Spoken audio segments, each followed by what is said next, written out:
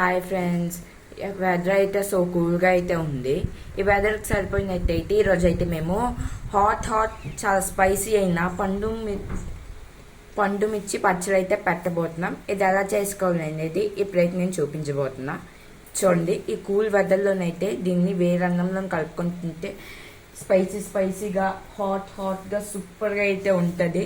ఇప్పుడు ఎలా చేసుకోండి, ప్రాసెస్లోకి అయితే వెళ్ళిపోదాం.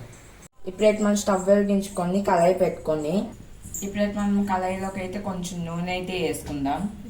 మనం నూనె అయితే వేసుకున్నాం కదా, ఇప్పుడైతే మనం నూనెలోకి కొంచెం ఆవాలు, జీలకర్ర, ధనియాలు వేసుకోవాలి. ఇవన్నీ వేసుకున్నాక అల్లము, తెల్లుల్లి అయితే వేసుకోవాలి. ఇప్పుడైతే మనం వీటిని బాగా ఫ్రై చేసుకోవాలి. ఇవైతే ఫ్రై అయిపోయి ఎప్పుడైతే మీరు ఎంత పచ్చడి అయితే పెట్టుకుంటున్నారో దాన్ని బట్టి అయితే పండు మిర్చిని అయితే కట్ చేసుకొని ఇందులోకి అయితే వేసుకోవాలి. మేమైతే 15 పండు మిర్చిని అయితే కట్ చేసుకొని ఇందులోకి అయితే వేసుకున్నాము. ఇప్పుడైతే మనం వీటిని బాగా ఫ్రై చేసుకోవాలి.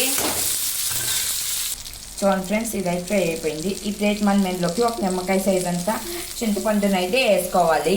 ఒక 2 minutes కలిపి ఫ్రై చేసుకోవాలి. చూడండి, ఇదైతే ఫ్రై అయిపోయింది. ఇప్పుడైతే మనం స్టవ్ అయితే ఆఫ్ చేసుకోవాలి.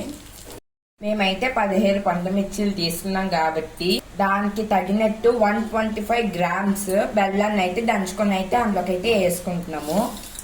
ఇదైతే ఇప్పుడైతే వేరుగా ఉంది. ఇది చల్లారాక మనం అయితే మిక్సీ అయితే పట్టుకుందాం.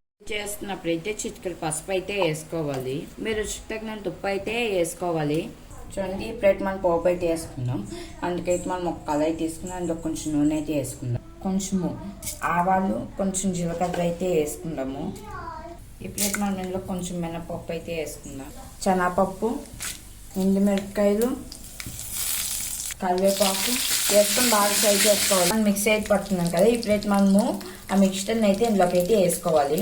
చూడండి, 2 minutes అయితే ఫ్రై చేసుకోవాలి. చూడండి, ఆయిల్ అయితే పైకి తేలిపోయింది. ఇప్పుడైతే మనము స్టవ్ అయితే ఆఫ్ చేసుకోవాలి. మిక్సీ పట్టినప్పుడు అయితే సాల్ట్ అయితే వేసుకోవాలి. వేసుకున్నాం కదా, చాలకపోతే మిక్సీ పట్టుకున్నప్పుడు అయితే వేసుకోవాలి. ఇలాగైతే ఉప్పు అయితే బాగా కలదు. అదే మిక్సీ పట్టుకున్నప్పుడు వేసుకుంటే బాగా కలుస్తుంది. మాకైతే ఉప్పు అయితే సరిపోయింది. మనము మిరపకాయలతోనే కాబట్టి చేసాం కాబట్టి కారం అయితే వేసుకోవాల్సిన అవసరం లేదు. సూపర్గా వచ్చింది. వేరే కలుపుకొని తింటే సూపర్గా ఉంటుంది.